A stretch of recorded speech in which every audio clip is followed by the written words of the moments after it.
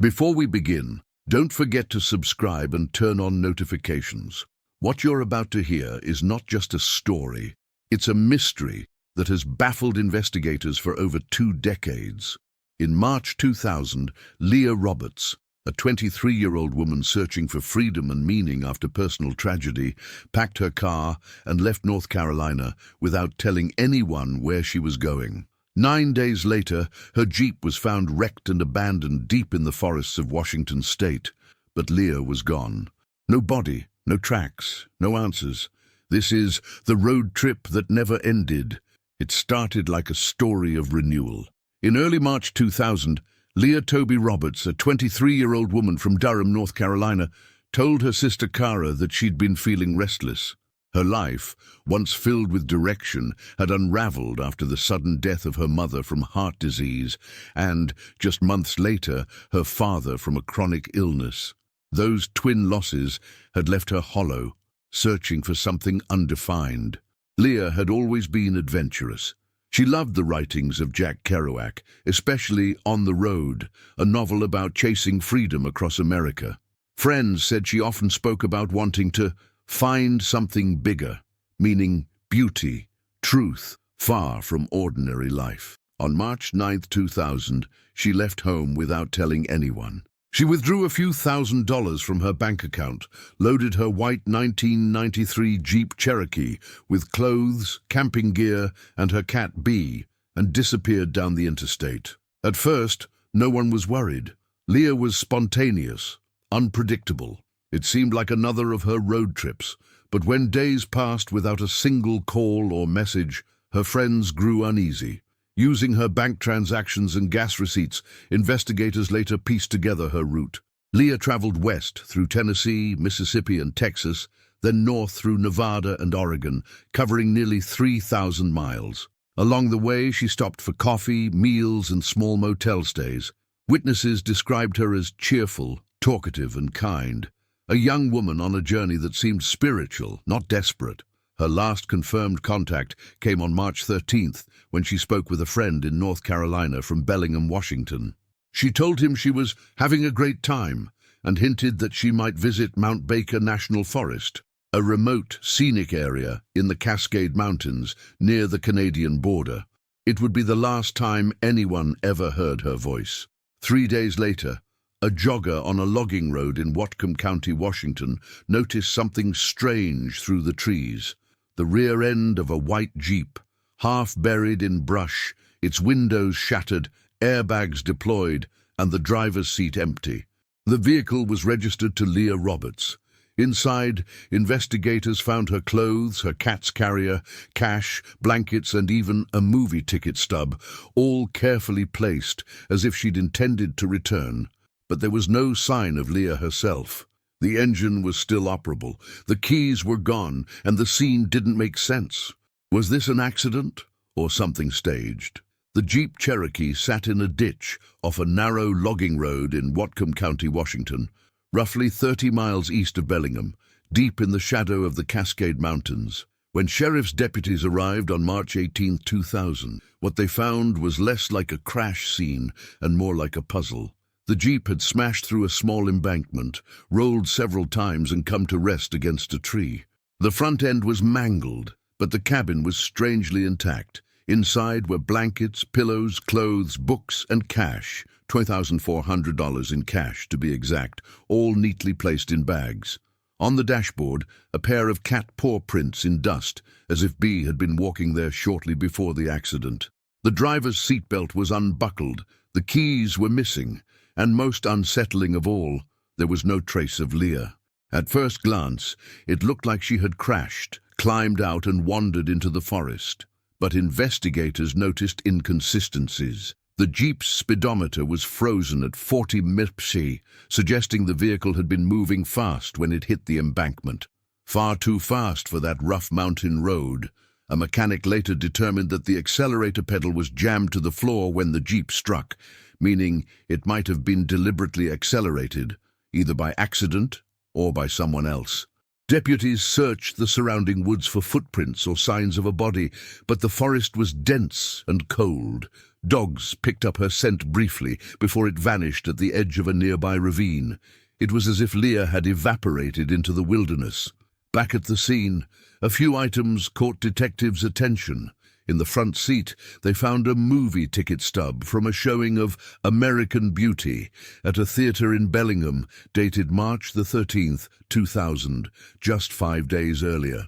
There was also a neatly folded piece of paper with the words, "Let's go," scrawled across it, a phrase Leah had often quoted from Kerouac's On the Road. To investigators, the message felt symbolic, a note to herself, perhaps, about freedom and motion, but to her family it felt like a goodbye. Leah's sister Cara Roberts and brother Heath flew to Washington immediately. When they reached the crash site, they were struck by how peaceful it looked. "It didn't feel like a place someone ran from," Cara later said. "It felt like someone was taken from." Search teams scoured miles of rugged terrain for over a week. Helicopters, thermal imaging, and volunteers covered every ravine and trailhead. No body, no clothing, no personal items, not even her cat Bee was ever found. Leah had simply vanished. For investigators, the question shifted from "where did she go?" to "was she ever meant to be found?" By the second day of investigation, Whatcom County deputies began to suspect that the crash scene wasn't what it seemed.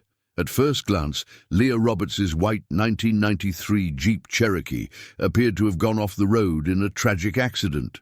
But as detectives examined the wreckage, they started finding details that didn't fit. The first clue came from the condition of the car itself. Despite rolling down an embankment, the driver's seat was upright and the seatbelt was unlatched, suggesting whoever had been inside was either thrown free before the roll or had climbed out after impact. Yet there was no blood, no hair, no injuries visible in the car.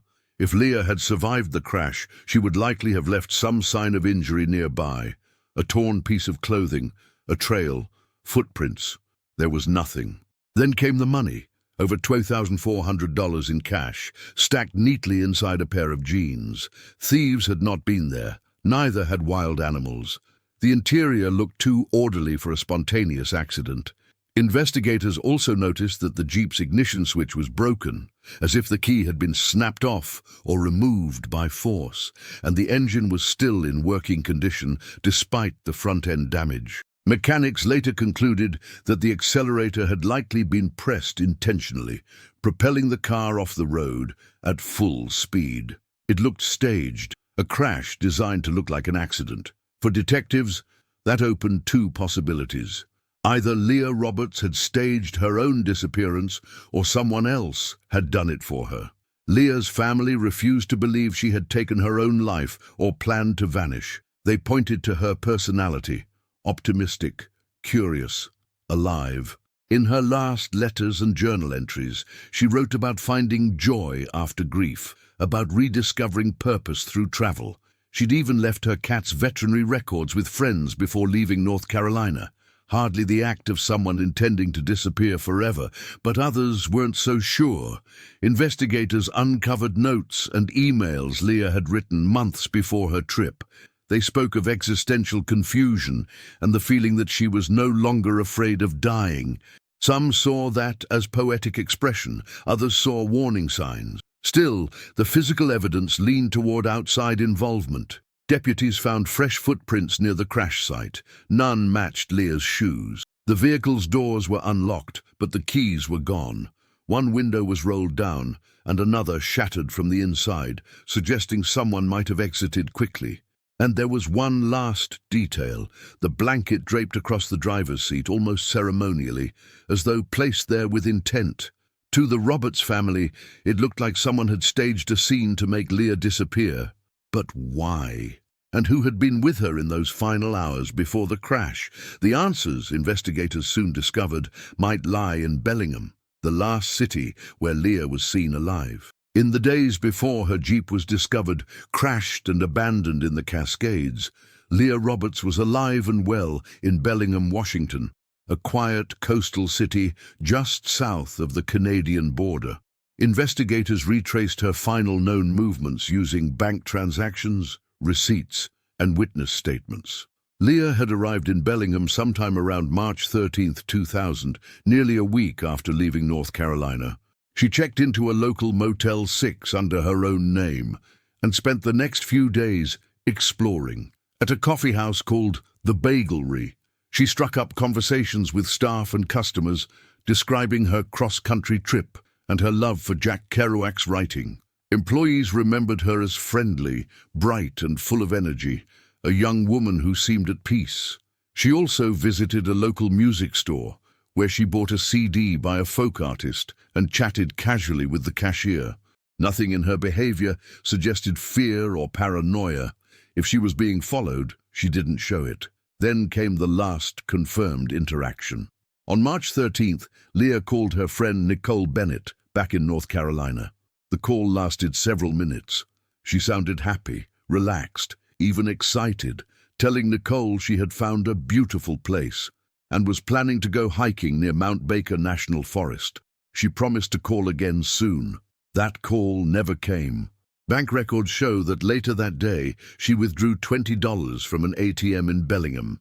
Surveillance footage from the ATM, one of the few visual clues in the case, showed Leah wearing a light shirt and jeans, alone, calm, and smiling. Nothing appeared out of the ordinary. Yet what happened after that transaction remains one of the case's biggest mysteries.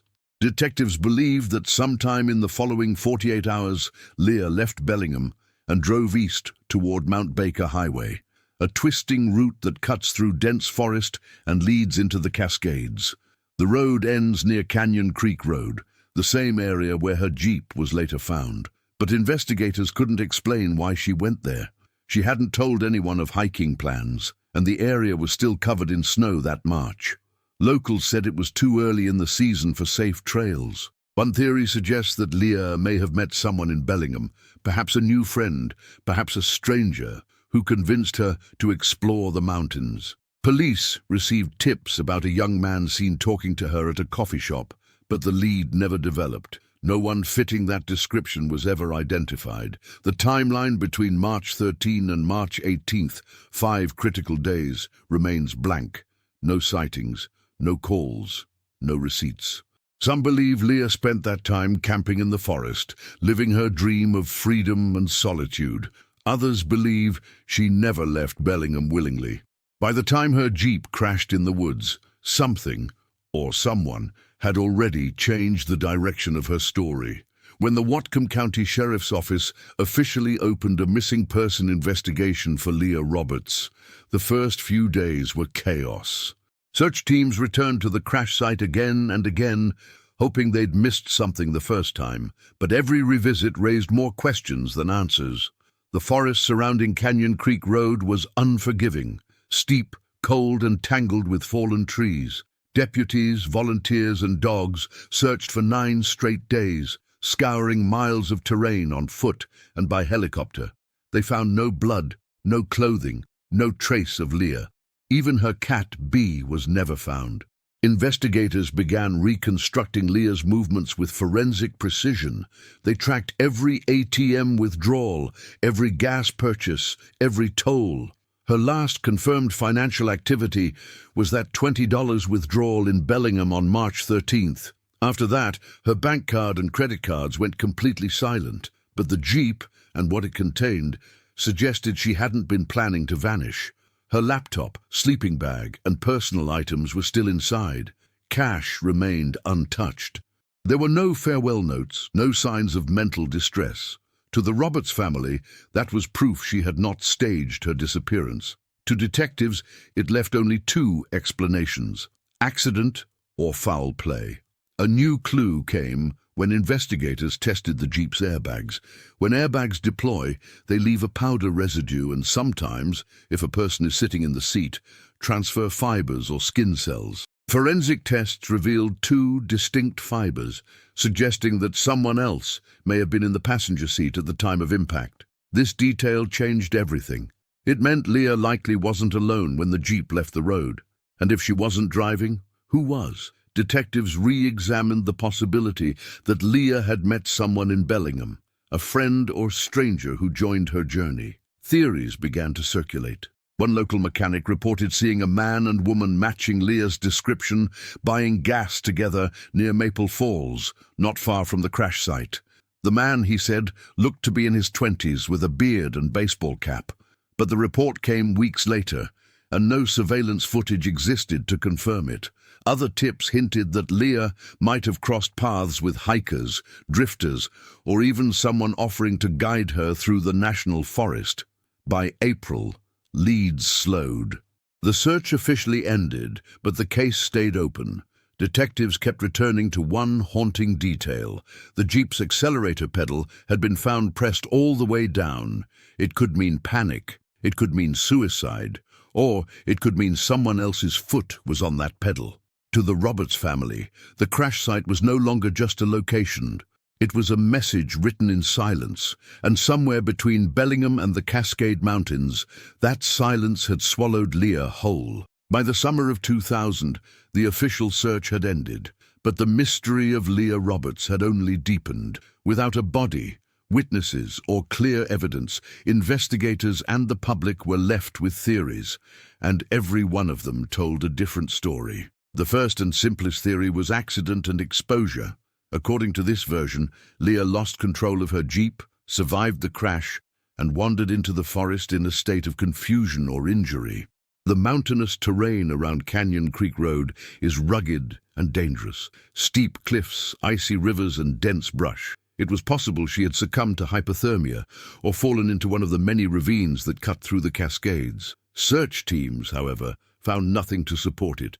No bones, no personal items, no scent trails. The second theory was voluntary disappearance, that Leah had staged the crash to start a new life. Some believed she'd been inspired by Jack Kerouac's philosophy of freedom and reinvention. After all, she'd lost both parents, dropped out of college, and was traveling alone with thousands of dollars in cash. Her note reading, "Let's go," could be seen as symbolic, an act of liberation. But her siblings, Cara and Heath Roberts, rejected that idea completely. "She wasn't running away," Cara said in an interview. "She was running towards something, not away from us." And Leah had never withdrawn more money after the crash, never used her ID, and never surfaced anywhere under a new name. If she wanted to disappear, she'd done it in a way that defied logic. Then came the most unsettling theory: foul play. Investigators began exploring whether Leah might have met someone dangerous along her route or in Bellingham. Several tips pointed to a man she may have befriended shortly before the crash, but he was never identified. The possible presence of another person in the Jeep, indicated by fibers from the passenger seat, only fueled speculation. Some detectives believed Leah had given a stranger a ride, unaware of his intentions. Others suggested she may have trusted someone she met online or at a cafe, and that person led her into the mountains. There was even speculation of organized crime or trafficking, though no evidence ever supported it. What made the case even stranger was the spiritual tone of Leah's final days. Her journals and notes hinted at rebirth, forgiveness, and crossing into something new. To her family, these were expressions of healing. But to investigators, they left room for darker interpretations. Was Leah chasing transcendence or running into danger disguised as freedom? After months of investigation, none of the theories could be proven or dismissed. The truth seemed to shift with every new clue, a mirage in the fog of the Cascades. And as the years passed, Leah's story transformed from a disappearance into something bigger, a symbol of all the roads that begin with hope and end in silence. Even after the official search ended, the case of Leah Roberts refused to die. The forest had kept its secrets, but fragments of the truth still lingered in plain sight, scattered like breadcrumbs that no one could fully piece together. One of those fragments was the Jeep itself. Investigators held onto it for years, reopening the wreckage whenever new forensic methods became available. In 2006, the vehicle was re-examined for DNA and trace evidence using more advanced techniques. Detectives found unidentified male DNA on one of Leah's items, but it was too partial to match any profile in the system. Still, it was enough to suggest she was not alone. Another clue came from Leah's belongings. Her clothes, music CDs, books and cash all seemed intentionally placed, not scattered by impact. Even her jewelry was intact. The scene gave investigators the eerie impression that someone had arranged her life into stillness, leaving everything except her behind. Her siblings, Cara and Heath, noticed something else. A pair of pants folded on the seat contained money and Leah's ID, but not the keys to the Jeep. If she had left willingly, she would have taken them. If someone had harmed her, they might have taken them as a trophy or to mislead police. The keys were never recovered. There were also the footprints. In early reports, deputies mentioned prints near the crash site that didn't match Leah's shoe size. Some led toward the forest, others toward the road, but the soft ground made them impossible to preserve. When asked years later, one officer described the scene simply, "It looked like two people walked away, but only one of them came back." Then there were the sightings. Over the next decade, people across the Pacific Northwest reported seeing a woman who resembled Leah in Oregon, in British Columbia, in small mountain towns. None of those sightings were verified, but each call reignited hope that she might still be alive. In 2007, an amateur investigator claimed to have found a piece of torn fabric deep in the woods near Canyon Creek, consistent with the color of Leah's clothing. But forensic analysis ruled it inconclusive. Still, the discovery renewed public interest, drawing volunteers and true crime researchers to the area every summer. As the years passed, one thing became clear. Leah's story had outgrown the case file. It became a living mystery, discussed in podcasts, documentaries, and online forums. People connected to her words, her journals, her search for freedom. Detective Joe Garrison, one of the last officers to handle the case, once said, "Most disappearances fade because time erases them. Leah's didn't. Time only deepened it. Every scrap of evidence, every unanswered question, every unclosed loop, all of it pointed to something deliberate. The crash, the staging, the missing keys, the second person, none of it had faded. It had only grown louder with silence." For Cara and Heath Roberts, the years after Leah's disappearance were not marked by healing, but by endurance.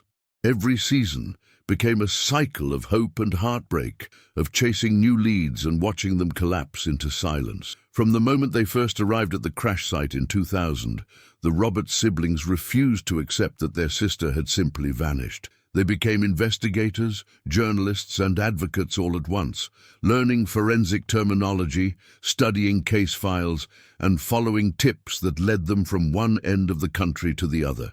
Cara, Leah's older sister, often said she could still feel her sister's presence, as if Leah's spirit was guiding them toward the truth. "I've never felt like she's gone," Cara told reporters in 2015.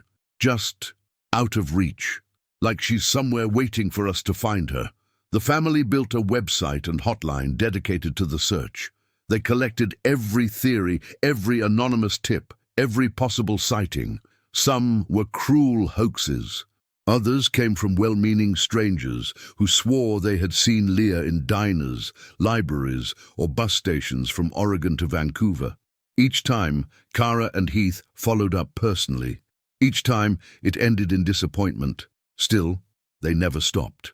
In 2011, the family worked with private investigators to reanalyze all physical evidence. The Jeep was tested again for latent fingerprints and trace materials, but results were inconclusive. The male DNA fragment found years earlier was re-examined using improved techniques, still too weak for comparison.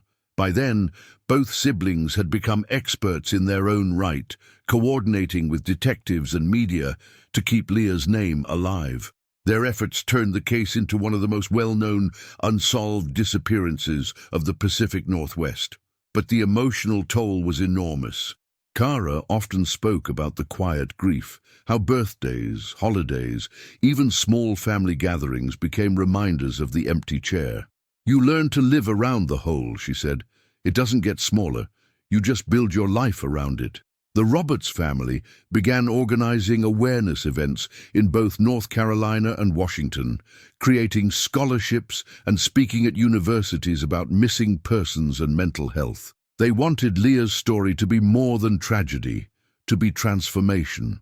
Over 2 decades later, they still visit the Cascades every few years. Cara stands by the same road where the Jeep was found, looking into the endless trees, whispering her sister's name into the cold mountain wind. The forest gives no answers, only echoes. But to Leah's family, those echoes are not empty. They are reminders that some bonds don't break, even when the road ends. For Cara and Heath, the search continues. Not because they expect to find remains, but because finding the truth is how they keep Leah alive. 2 decades after her disappearance, Leah Roberts' story remains a haunting puzzle, a case where every clue seems to contradict the next. Investigators, journalists, and amateur sleuths have proposed countless theories. Some make sense, others are fragments of speculation, but together they paint a portrait of a mystery that refuses to rest. The first and most straightforward theory is accidental death. The idea suggests Leah, traveling alone through the Cascades, may have lost control of her Jeep, crashed, and wandered off injured or disoriented. The torn clothing and sleeping bag found nearby could point to exposure, a slow, tragic death somewhere in the unforgiving wilderness. Yet the evidence doesn't fit perfectly. The Jeep's damage pattern, consistent with deliberate acceleration into the ravine, raises doubts. And the fact that her body was never found, despite extensive searches, makes this scenario harder to accept. The second theory centers on foul play. Some investigators believe Leah encountered someone after the crash, possibly the unknown male whose DNA was discovered on her clothing. The Cascades area is remote, frequented by hikers, hunters, and drifters. Could she have been offered help by the wrong person? Witnesses reported seeing a woman matching Leah's description at a gas station days after her Jeep was found, appearing confused but unharmed.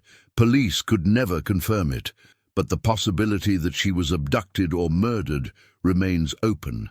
Another possibility is voluntary disappearance, that Leah staged the crash to vanish and start anew. She had money, freedom, and a yearning for meaning after the death of her parents. Her journals hinted at a deep desire for transformation. "Life is short," she once wrote. "I don't want to just exist. I want to live fully, even if it means leaving everything behind." But those who knew Leah reject this. She was spontaneous, yes, but not careless. Not cruel enough to disappear without telling her siblings. Some have woven spiritual interpretations, suggesting Leah sought transcendence rather than escape. Her trip mirrored the road, taken by her favorite author, Jack Kerouac, through the mountains. The same themes of freedom, solitude, and enlightenment. Did she walk into the forest, searching for something divine, and never return? Finally, there are those who suspect a combination, an impulsive journey turned tragic, where mechanical failure or a random encounter sealed her fate. After years of reanalysis, the official stance remains unchanged. Leah Roberts is missing under suspicious circumstances. No remains, no conclusive evidence, no closure. And yet, each time someone revisits her story, on podcasts, in documentaries, or online forums, new voices emerge, dissecting every detail, as if the truth might still be hiding in plain sight. For now, all that's left are the theories, and the haunting thought that somewhere along that winding mountain road, the answer is still waiting. The mountains of Washington remain silent, unmoved by the passing of years, untouched by the desperate questions that still linger in Leah Roberts' story. The road where her white Jeep Cherokee was found has long been reclaimed by the forest. Grass grows over the scars of the crash. Snow melts through the ravine each spring, washing away the tracks, the evidence, and perhaps even the truth. But the story never really faded. Every few years, hikers stumble upon the site, unaware of the tragedy it once held. They notice the steep slope, the impossible angle of descent, and wonder what it must have felt like. a lone traveler facing the unknown. For Leah, the open road had always symbolized freedom. Her journals spoke of breaking away from grief, of seeking clarity after her parents' deaths, of finding something that felt real. Yet in chasing that freedom, she crossed into a place from which no one has ever returned. In many ways, Leah's disappearance is not just a mystery, it's a mirror. It reflects the longing that lives inside all who feel lost, restless, or confined. Her story captures that fragile space between liberation and disappearance, between escape and surrender. Some who've studied her case say Leah became a victim of circumstance. Others believe she achieved what she was looking for, that she became part of the mountains. Whatever the truth, one fact endures. She left behind an unfinished story that still calls out from the Cascades. In 2020, 20 years after she vanished, Cara and Heath returned to the Pacific Northwest. Standing on that lonely road, Cara placed a photo of her sister in the grass and whispered, "We're still on your trail, Leah. We haven't stopped." The wind was cold that morning, sweeping down from the peaks. The trees stood still, as if listening. Whether Leah met foul play, found peace, or simply disappeared into the wilderness, her spirit remains entwined with the mist of the Cascades, a reminder that freedom often comes with a cost. For those who drive through Whatcom County and see the mountains rise in the distance, the legend of Leah Roberts endures. Her journey never truly ended, it just changed roads. And perhaps, somewhere beyond what we can see, she's still driving, windows down, heart open, chasing the horizon that never ends. If Leah's story touched you, share this video, not just for her, but for every missing soul whose name has faded into the noise. Somewhere, someone knows the truth. Every share, every comment, every memory keeps her journey alive. Subscribe to join us as we uncover more real cases, stories that deserve to be told, voices that deserve to be heard. Because behind every missing person is a heartbeat that once echoed through the world, and it's up to us to make sure those echoes never fade.